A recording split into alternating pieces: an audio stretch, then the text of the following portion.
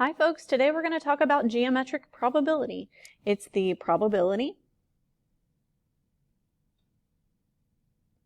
that involves geometric measure. Pretty self-explanatory. Geometric probability is used when an experiment has an infinite number of outcomes. In geometric probability, the probability of an event is based on a ratio of geometric measures.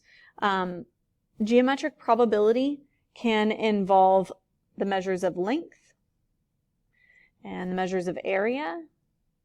It could also involve spinors, because spinors are usually partitioned into pieces that are sectors. And so we've talked about circles and sectors and the area of sectors and things like that, measures of central angles.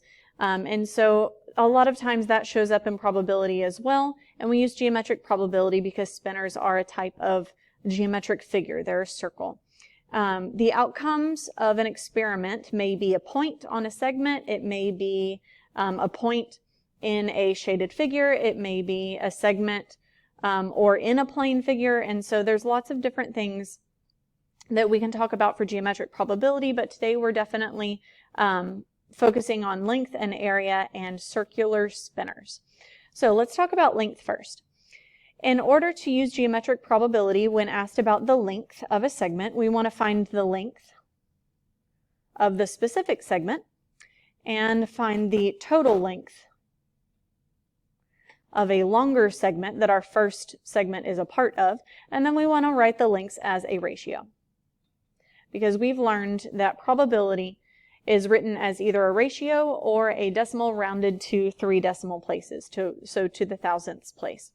It's also a good idea to remind yourself that the probability of your event will be less than or equal to 1, but 0 will be less than or equal to the probability of your event. So the probability will fall anywhere between 0 and 1, including 0 and 1, so inclusive.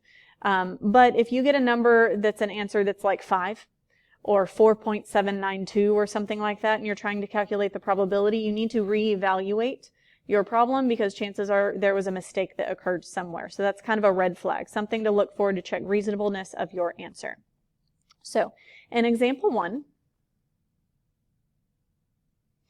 it says find the geometric probability for each of the following events. And the event A is that point X is chosen at random on segment AD. We want to find the probability that point X is chosen at random and it's on segment AB. So the segment that's shown is segment AD. That's the full segment. And we want to find the probability that that point X is randomly plotted on this segment, segment AB. And so in order to figure out this probability, we want to find the length of this specific segment AB. And so AB, its length, remember, is written as capital A, capital B with no bar on top. That's the length of the segment. It's measured here at 8. And then the next step is to find the total length of the segment. So the total segment length from A to D, so that's segment AD's length with no bar on the top, that's 8 plus 2 plus 6. So 8 plus 2 is 10, plus 6 is 16. So if I want to calculate the probability that point X is on segment AB, then that means I need to write this as a ratio of the specific segment over the total segment length. So the specific segment length was 8, the total segment length was 16, and that simplifies to 1/2 or 0.5. That falls between 0 and 1, so that is a reasonable probability, and we did it right. Let's move to example 1b. Example 1b, it says point M is chosen at random on segment ZP. Find the probability that point M is on segment ZR. So I need to find the length of the specific segment ZR. The length of ZR is equal to this length plus this length. That's the segment addition postulate. So 2 plus 3 equals 5. And then segment ZP's length is the length of each segment added together. So 2 plus 3 plus 5. 2 plus 3 is 5, plus another 5 is 10. So that's the length of the total segment by the segment addition postulate. So the probability that point M is on segment ZR is the specific segment length, which is 5, over the total segment length, which is 10. That simplifies to 1/2, which leaves us 0.5, and that's between 0 and 1, so that means we probably did this right. That is a reasonable answer. So the likelihood that point M is chosen on segment ZR is 0.5, so 50% of the time. All right, let's move to the next page. The next page gives us examples of area. And so if we're talking about geometric probability and our problem has area, we want to find the area of the specific region that we're asked about, and then we want to find the total area of the figure. And finally, write the areas again as a ratio. So example 2 says find the probability that a point chosen randomly lies in the shaded region for the figures below. So the area that we're trying to find, the specific region here, is going to be the shaded region. And then the total area is going to be the area of this larger figure.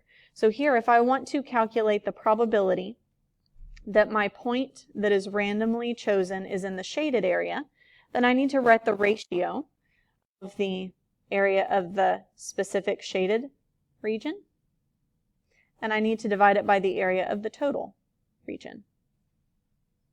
So I've got to go find those independent shaded areas, independent areas. So the area of the shaded figure is a circle. The formula for the area of a circle is pi r squared. I need to find the radius, and they don't give me any measurements on the circle, but they do give me that this distance here is 20 centimeters. So that means that this distance here is also 20 centimeters. And that means that the distance from the center to the circle is half of that, 10 centimeters. So that must be my radius. So the area of a circle is pi times 10 squared. That's 100 pi. So that's my numerator. Now I need to calculate the area of the total figure, and that total figure here is a rectangle. The formula for the area of a rectangle is the base times the height. Well, the base is 50 centimeters and the height is 20 centimeters, so 50 times 20 is 1,000. So my denominator is 1,000. And notice that I didn't put any units on here. I probably should have centimeters squared and centimeters squared, but eventually if I put centimeters squared on top and bottom, guess what? They cancel out. So I have a canceled out pair of zeros. This is really pi over 10. That's my probability. And if I wanted the decimal approximation, then I would calculate pi divided by 10, and I would get 0.314. That's between 0 and 1. It seems like a reasonable probability, so we can move on. Now, before we move on, I do want to make sure that we insert a piece of information here that's missing. In the problem, I want you to assume that all unmarked polygons are regular. So here, this polygon, this rectangle, it was obviously not regular because we have 50 centimeters here and 20 centimeters here. But in problem B, we have a polygon that's not really marked, and so I want you to assume, and you wouldn't always do this, only if I tell you you can, assume all unmarked polygons are regular. Okay, so I'm going to move down to problem B. I want to find the probability that a point chosen at random lies in the shaded area. And so the probability that the point would be in the shaded area is the ratio of the area of the shaded region over the area of the total region. Well, the shaded region is a triangle, and so the area of a triangle formula, that's 1/2 base times height. The base is 8, so 1/2 times 8 times the height, which I don't know. So this height right here is missing. But because that triangle is a part of a hexagon, that means that I could easily calculate this piece right here, otherwise known as the apothem to the polygon. So I can find the measure of the central angle, that's 360 degrees, divided by the number of sides 6. That means that this whole piece right here is 60 degrees, which means that this piece right here is 30 degrees. And this is 60 degrees. And if this whole piece is 8 meters, then that means this piece is 4 meters. And because this is a special right triangle, this triangle right here, if this is 4 meters, that means that the apothem is 4 square roots of 3 meters, which also happens to be the height of that triangle. So this is 4 square roots of 3. So half of 8 is 4. 4 times 4 is 16, and this is 16 square roots of 3 for the numerator, the area of the shaded region. Now the total area is the area of a polygon. The formula for the area of a polygon is 1/2 times the apothem times the perimeter. And thankfully, in the previous part of the problem, we already found length of the apothem. So this is 1/2 times the apothem, 4 square roots of 3, times the perimeter, which is 1, 2, 3, 4, 5, 6 sides times 8 meters each. 6 times 8 is 48. Half of 4 is 2. 2 times 48 is 96, and 96 times square root of 3 is 96 square roots of 3. So that is my total area. The square root of 3's will cancel out. The 96 and the 16 are both divisible by 16. So that leaves me with 1/6, and that rounds to 0.167. That number is between 0 and 1, so it is a reasonable answer for probability. So I'm going to move on to my next question. Okay, so I'd like for you to pause your video. I'd like for you to try to calculate the probability that in this figure you will land in the shaded region. So pause your video and try example 2C. So in example 2C, if you find the area of the shaded region and divide it by the area of the total region, then you should get your answer. However, this problem is a little more complicated than the previous two because the shaded region is not this smaller polygon inside. It's the area between the rectangle and the polygon. So when you calculate the total region, that's 10 times 6, that's 60, which is pretty easy. But when you calculate the shaded region, you have to calculate the shaded region as the rectangular area minus the polygonal area. And so 60 minus the polygonal area has to be the numerator. Now in order to calculate the area of the polygon, that formula is 1/2 apothem times perimeter. Because we're assuming this is a regular pentagon, that means that the central angle measure is 72 degrees, and half of that right here is 36 degrees. Half of this distance, 5 inches, is 2.5, so that'll show up as this bottom part. It's opposite to the 36 degree angle. And what we need is the apothem, which is the adjacent side. So the trig function that uses opposite and adjacent is tangent. Tangent of 36 degrees equals the opposite side over the adjacent.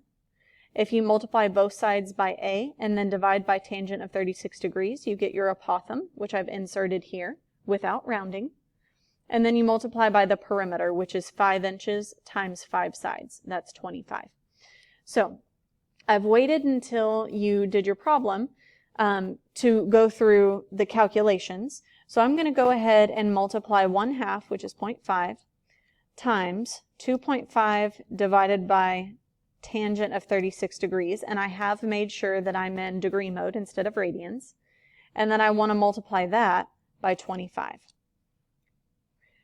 Now, my numerator is not 43.012. My numerator is 60 minus that answer. And then if this is my numerator, I need to divide this answer by the total area of 60. And so I get 0.283 as my probability, which is good because if I were to have just stopped here, then that number is 16.988, and that doesn't fall between 0 and 1, so that would have been a red flag to know that I didn't get the probability right. But this does look like a reasonable answer, and so I'm going to move on to my next page. Now we talked about how geometric probability can be used with length, area, or spinners, and so now we're going to move on to talk a little bit about spinners. So spinners, we've got 3 steps. They're very similar to the other steps. We want to find the central angle measure in degrees of the specific region that we're trying to spin on. Step 2, the total for a spinner will always be 360 degrees because the total degrees in a circle is always 360 degrees. And then finally, we want to write the regions as a ratio. So it'll be the specific section's central angle measure divided by 360 degrees. So example 3, find each probability using the following spinner. The probability of landing on the red will be the measure of the central angle for the red section divided by 360. So landing on red, it's giving us here that that's a 40-degree angle right there. And so 40 degrees over a total of 360 degrees would give me my probability of landing on red. So this simplifies to 1 over 9, and 1 over 9 simplifies or divides and rounds to be 0.111, which is between 0 and 1. Now, I'd like for you to pause your video and try example 3b. You want to calculate the probability of landing on something that is not purple. Try it out. So to calculate the probability of landing on something that is not purple, you want to add up the central angle measures of all of the colors that are not purple. So if you add them all up, you get a total of 330 degrees.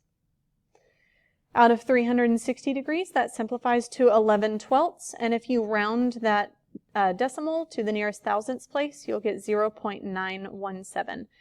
Which is still between 0 and 1, but it's very, very close to 1, which means that the probability of landing on something that's not purple is pretty high.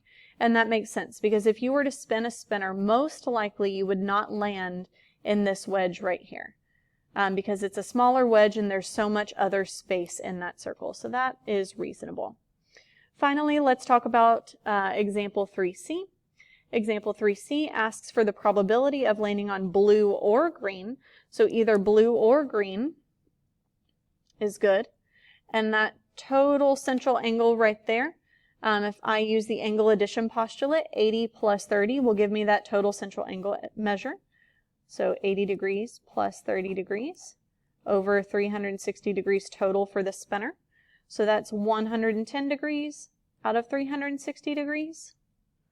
That simplifies to 11 over 36. And if I divide 11 by 36, then I end up with 0.30, and that 5 will round to a 6. That probability is between 0 and 1, so it is a realistic answer. I hope that you were able to follow me along today with geometric probability. Have a great day.